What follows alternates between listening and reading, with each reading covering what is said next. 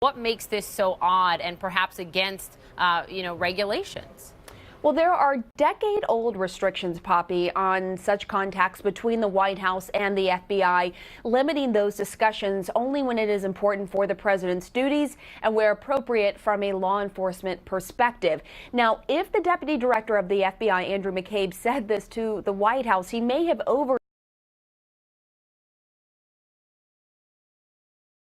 the president's associates and Russia.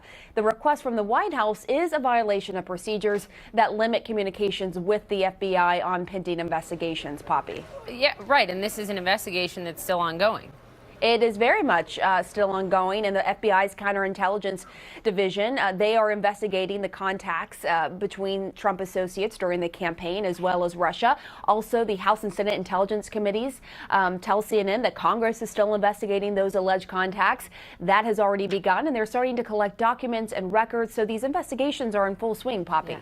Absolutely. Pamela Brown, stay with us because we have some more breaking news. I'm going to take you to the White House where we're getting some reaction finally directly from the White House on all of this. That's where we find our Joe Johns. What are you hearing, Joe?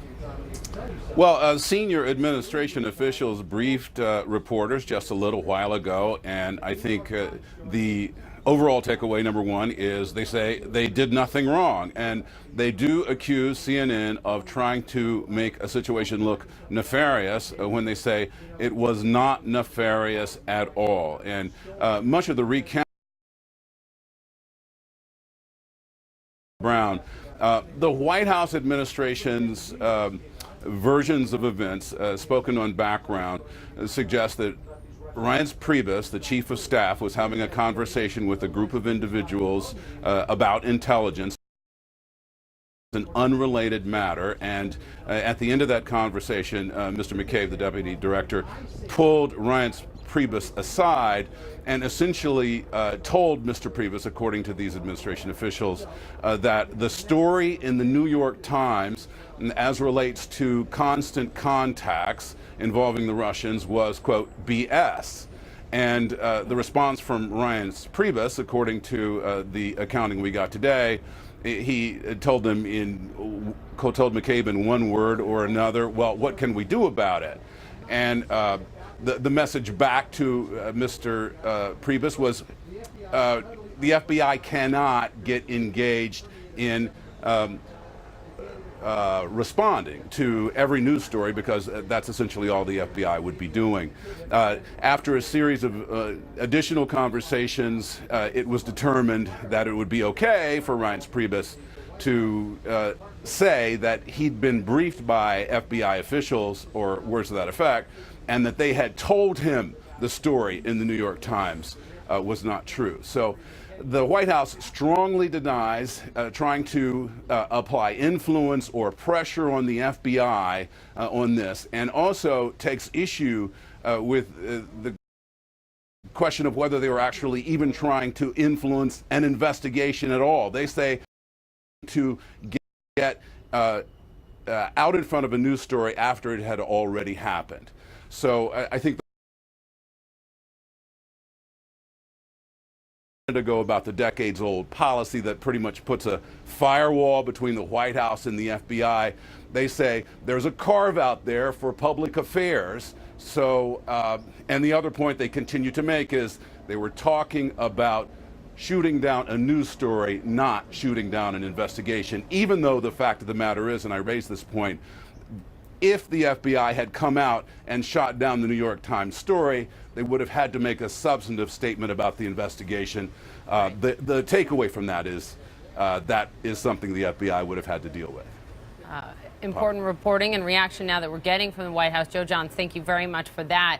The president, as I mentioned a little bit ago this morning, taking to Twitter, hitting leakers within the intelligence community about all of this exclusive CNN reporting. Here's what he tweeted. The FBI is totally unable to stop the national security leakers that have permeated our government for a long time. They can't even find the leakers within the FBI itself. Classified information is being given to media that could have a devastating effect on the United States. Find now, meaning I think find the leakers now. Let's talk about all of this, and then we'll get some more other CNN exclusive reporting from our Pamela Brown in just a moment. Juliet Kayyem is with me, our national security analyst and former assistant Secretary of the Department of Homeland Security, and Norm Eisen joins us, former White House ethics czar under former President Obama. Nice to have you both here. Juliet, let me go to you first. So the president's hitting back on Twitter to the leakers, not to the substance of CNN's exclusive reporting. He is saying, look, people are leaking this. It is a danger to the United States. Just explain to the American people why it matters so much if indeed this is the action that CNN has multiple sources reporting that took place between the White House and the FBI. So the call itself by the White House to the FBI, even if they claim that it only had to do with, the PR aspects of it, clearly went to the core of an investigation into this White House, the ties or collusiveness between Trump and potentially his people and Russia during the campaign. The idea that that call would even happen was at best very bad judgment by the chief of staff. At worst, suggests that they were trying to quiet a story. I will tell you, if the New York Times story was about Trump is, visiting, if it was totally erroneous, right?